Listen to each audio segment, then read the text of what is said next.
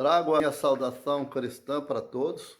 Hoje é terça-feira, dia 7 de abril, precisamente agora, 18 horas. Eu venho aqui, como eu já havia avisado, que hoje daria um estudo bíblico, do qual são coisas que nós ensinamos no nosso púlpito, e eu quero fazer uma leitura logo mais, em Romanos, carta de Paulo, capítulo 13, do versículo 1 a seguir. Ali vai falar sobre os deveres de obediência às autoridades civis. Eu vou destacar 3 pontos que eu acho muito importante, que é a natureza do estado onde nós moramos, né? Onde está subdividido em municípios. Também, em segundo lugar, do propósito do Estado, das autoridades estaduais. E, em terceiro lugar, a Igreja e o Estado. Como já disse os irmãos que estaríamos fazendo o estudo bíblico, que, rapidamente, curto e objetivo. Está baseado na carta de Romanos, no capítulo 13. O versículo 1 diz assim: toda alma esteja sujeita às autoridades superiores, porque não há autoridade que não vem de Deus, e as autoridades que há foram ordenadas por Deus.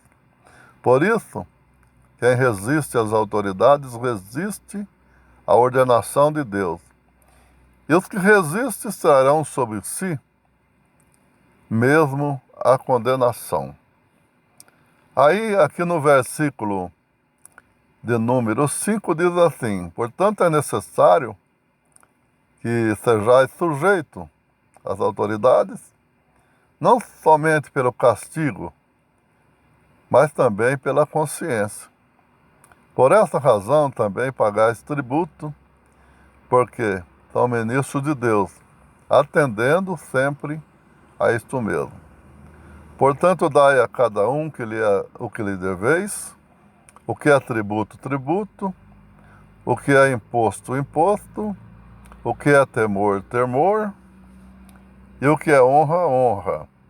A ninguém devais coisa alguma, a não ser o amor, com que vos ameis uns aos outros, porque quem ama aos outros cumpre a lei.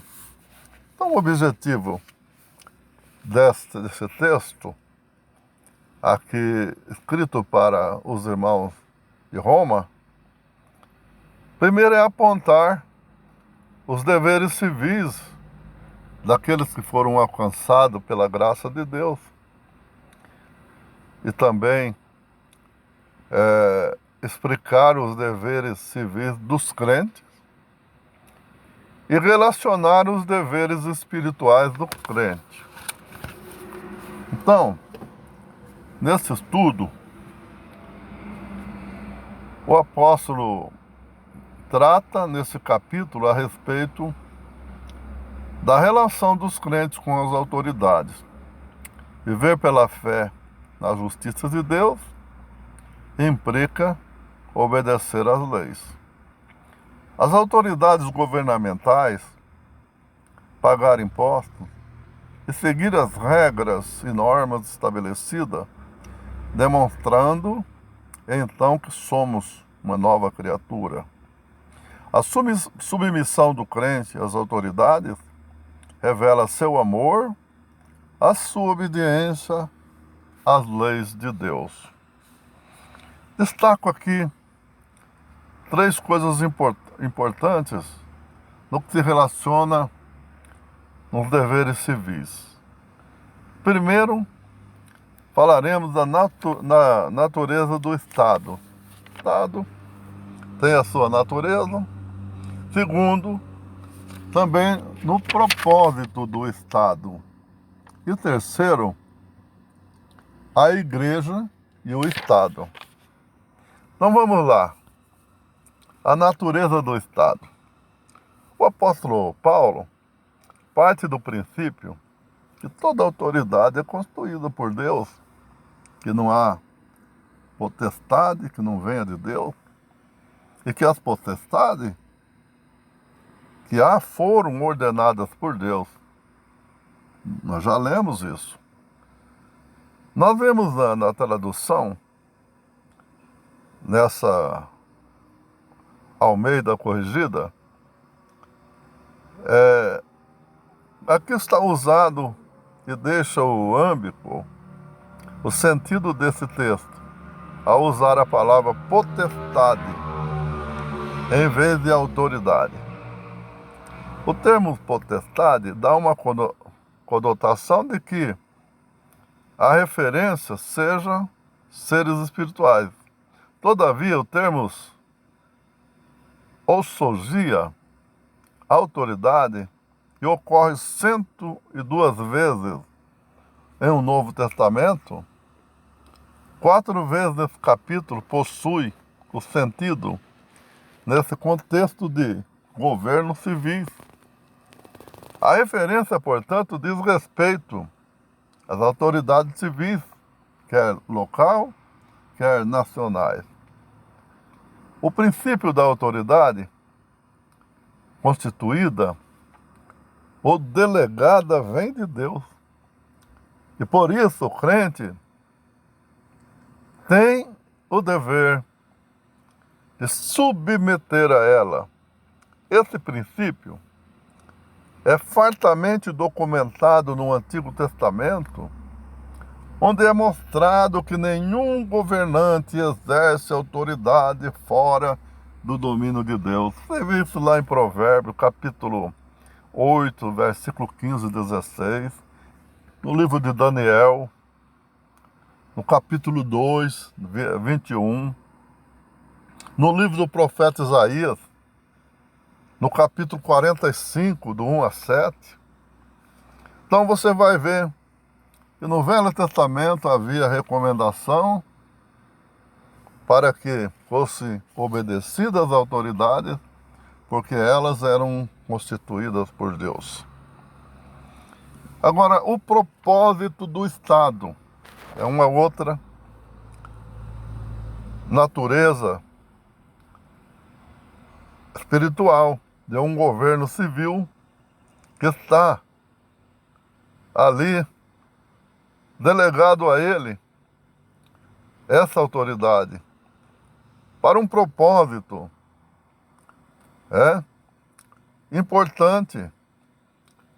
O propósito de sujeição do crente às autoridades constituída, segundo Paulo, é especificado aqui nesse texto que nós lemos.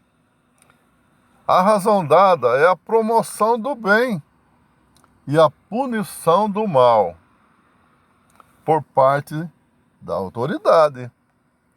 Em outras palavras, a manutenção da ordem sem obediência à autoridade corre o risco de se cair numa anarquia, né? E por isso, o apóstolo diz que o governo é ministro de Deus para a promoção do bem comum, bem como para fazer o bem e frear o mal. A palavra ministro, que quer dizer em grego diácono, esse vocabulário que mostra o princípio divino por trás do governo humano. São ministros a serviço de Deus, mesmo que sejam governantes pagãos, como por exemplo, os imperadores Ciro e Nabucodonosor. Você vê isso em Isaías 45, versículo 1 e Daniel 4, versículo 17. Eles eram pagãos, não eram, na verdade, pessoas que seguiam os planos de Deus, mas eles estavam ali colocados por Deus. Deus havia colocado ali, havia uma permissão de Deus para que eles estivessem nessa delegação. Outra coisa é a igreja e o Estado. Paulo mostra que a sujeição por parte dos cristãos às autoridades deve ser primeiramente por razões de obediência. Nesse caso, o crente deve submeter-se ao poder coercitivo da lei, pagando impostos e tributos. É interessante notar que Paulo fala de dois tipos de tributo nesse capítulo: pônus e telos. O primeiro termo é uma referência aos impostos diretos, enquanto o segundo aos indiretos. Paulo aconselha os crentes a cumprir seus deveres pagando os impostos. Isso você vê em Mateus 22, e versículo 21. Mas havia uma razão e mais para a submissão à autoridade: a consciência do crente. O crente não deveria se sujeitar às autoridades simplesmente pelo medo da lei, mas por questão de consciência diante de Deus. O princípio bíblico em relação às autoridades é que o cristão as respeite e as honre. Em Romanos 13:7. A quem honra, honra. A quem respeito, dê respeito. A obediência civil, ela só se justifica em caso de conflito entre a lei humana e a lei divina. Aqui se vê que há realmente uma exceção e uma justificativa. No caso dos governantes, quando decreta leis injustas e Estado totalitários que priva o exercício da fé,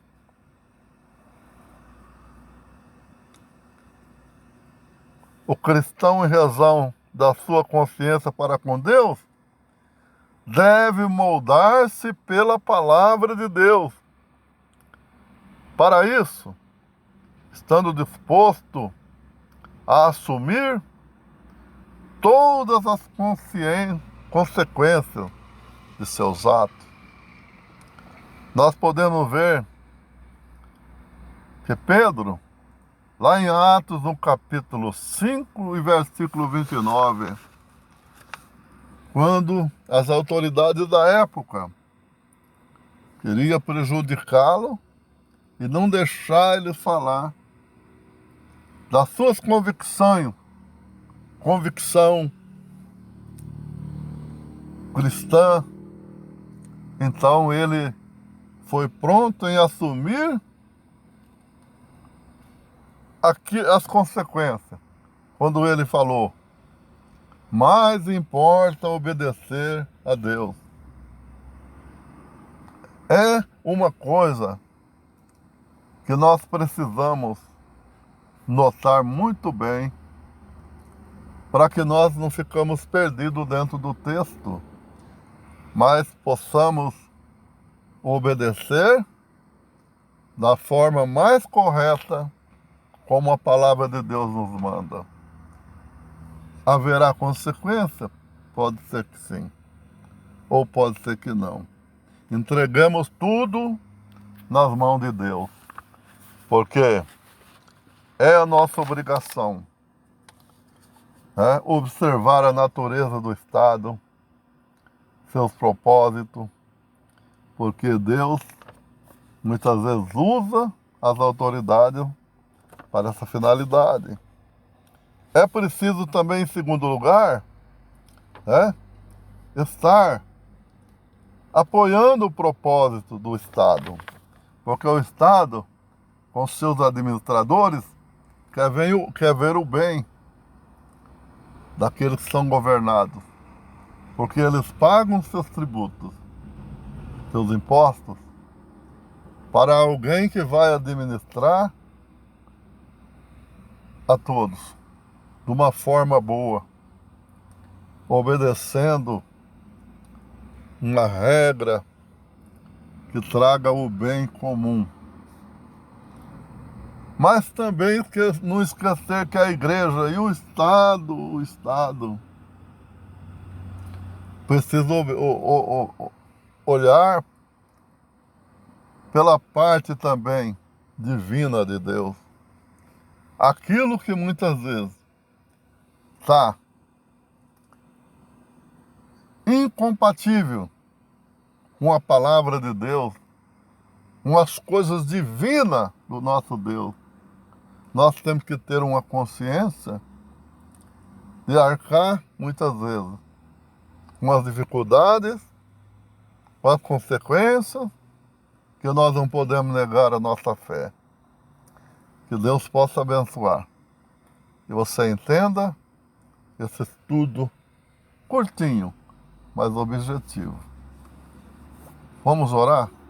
Nosso Deus e nosso Pai, esta hora que passamos aqui estudando a palavra de Deus, eu quero abençoar a nossa nação, nosso estado, nosso município, todos os municípios do nosso estado e de outros estados, numa hora trágica, difícil que estamos enfrentando.